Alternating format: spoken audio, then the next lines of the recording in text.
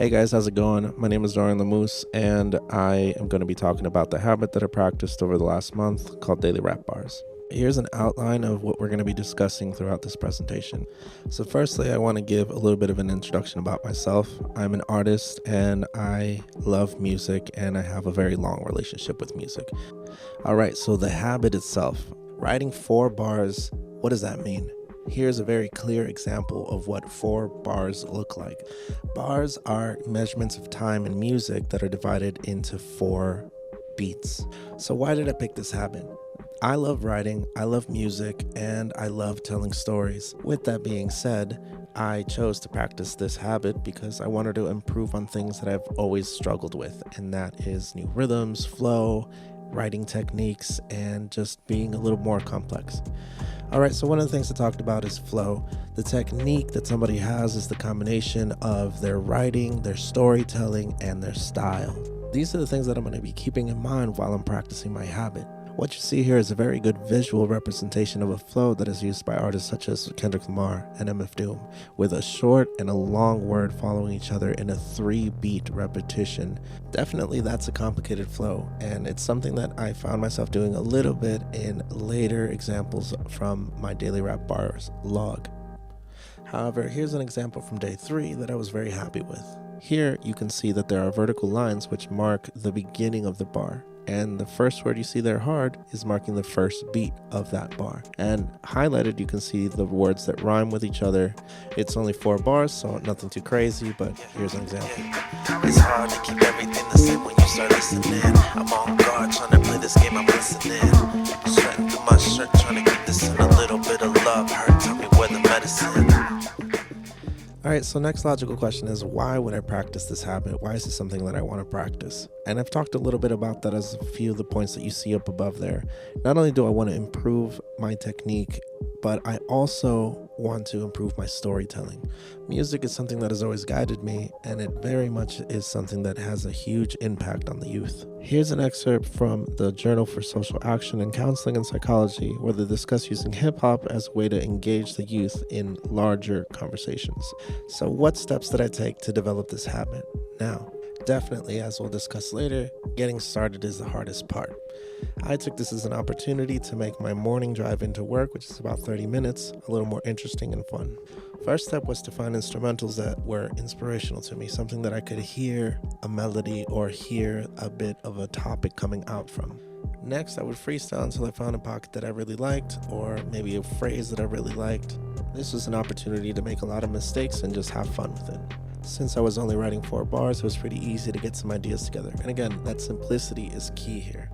Once I was done with my drive, I would take the time to record a voice note so I didn't forget how it went. Also, I would save that beat that I wrote to a playlist so that I can reference it later. Then in the evening, I would take that voice note and transcribe it. I would also take the instrumental and record a new voice note which had the instrumental in the background. This whole process was saved to a folder on my computer so that I can have a place for logging all of this progress. All right, something we briefly touched on was motivation. And aside from personal motivation of why I want to write because I'm an artist, how do I stay motivated when I'm practicing this habit? Starting is definitely the hardest part of it. Once you get going, it's a little easier, but keeping it simple is definitely the key here. James Clear mentioned something called the Goldilocks zone, where something needs to be easy enough for you to want to do it, but difficult enough to provide some challenge that it's interesting to do. And that's what I'm trying to do here with all of the little extra things that I added to make it something worth my time.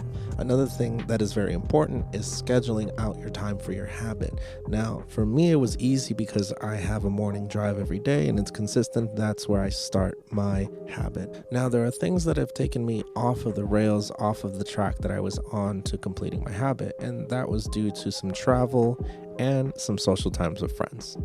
I tried to give myself the opportunity to recover these missed days by having time in the evenings to transcribe, which I could also use to recover the days that I skipped. All in all, this process that I created from morning to night was something that I really enjoyed and became a ritual for me that I could rely on for a little bit of peace so I could spend some time with myself and really do some introspection. Examining that a little bit, we can put that into the context of our habit loop. So James Clear discusses that there are 4 major building blocks to creating a habit. For me, my cue was my drive into work. That already put me into the context. I'm listening to music, I'm listening to instrumentals, I am going to do this task. Now, following that, my craving when hearing that is I want to write, I want to get better, and I have the time, so why not? Following that up, the response is I then start to freestyle, I start thinking about the techniques, and I try to implement the stuff that I've been studying from the people that I like. And what's the reward? The reward is I get better at the things that I'm trying to do, such as implement new techniques into the way that I write, and also become a better storyteller. A lot of the research that I did involved studying the people that I liked, like I mentioned earlier.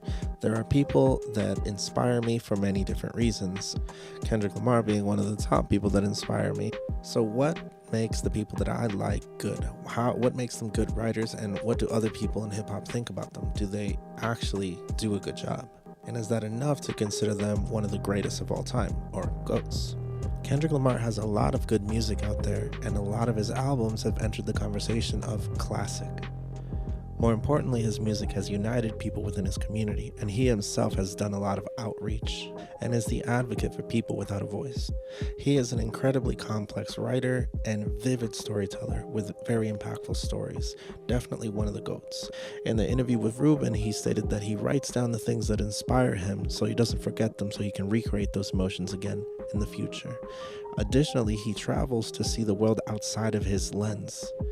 Here's a very good visual representation of the way that he rhymes and the ways that he carries the rhymes throughout the verses. And he also likes to keep motifs going as well. Next up, we got MF Doom. Now, MF Doom is somebody that is often looked at as a lyrical comic book. He's somebody that's very incredibly dense and complex with his rhymes, and he also has multiple personas that he writes from the perspective of. Definitely another GOAT. He is often referred to as your favorite rapper's favorite rapper. Although he is somebody that is very difficult for most people to get into unless you're already a fan of hip-hop. He's been making music since the late 80s and unfortunately passed away in 2020. Here are some highlighted bars from his song Figaro, where you can see that there's a lot of influence from him going on to Kendrick Lamar, the way that he carries his rhyme schemes all the way to the end. Very dense and very vivid storytelling. And of course, we can't finish this off without talking about Tupac. Tupac is somebody who is known for being a very, very good storyteller and a prolific writer. Tupac is somebody who transcends the music industry and is often misjudged as solely being a gangster, somebody who is promoting all this violence, and overlook the fact that he has a lot of music that is very inspirational and talks about the realities of what's going on in people's lives. Unfortunately, Tupac died at the age of 25, very, very young artist, and that had a lot of controversy behind it. Now, if you want to get deeper into the history of gangster music and the people that came before Tupac that kind of laid the foundation for him, read Original Gangsters by Ben Westhoff. Tupac has always been a poet, and he's been a prolific writer throughout his career. Here you can see some of his rhymes laid out, and you can see that he also is pretty complex. Again, not as complex as other people of his time, but more importantly, he was a very vivid storyteller. Of course, there's many other artists that we could talk about that have made significant contributions to hip-hop over the last 50 years. All right, now, so what conclusions can we draw from this experiment? Obviously, the practice was very much needed and helpful to me as a writer. I was able to incorporate all of the things that I was studying, at least in some small aspect. Definitely, I found this process very enjoyable, and it's something that I'm going to continue to practice as I go along in this career. I'm coming from another land, took me so long to get here. It was fear that it brought me this far. Mother was so strong, man, rocking by herself and making me the man of the house. Well, she's gone 2 years. Talking about the days I would stay all alone in the house, cause she's working 2 jobs for this home. Not alone anymore, my little bro, he came home from the hospital. God telling me he's untouchable. I got his back until the babysitter touched his dome. So make him cry so he fall asleep, I tell on her. And now it's up to me, trying to be everything for my mom that she never had. Chivalry, taking care of little bro. Need to learn and I know no control made me old, so I'm told I've been grown for a while now. And as a kid I've been wild, how can I get it all back? Tell me God.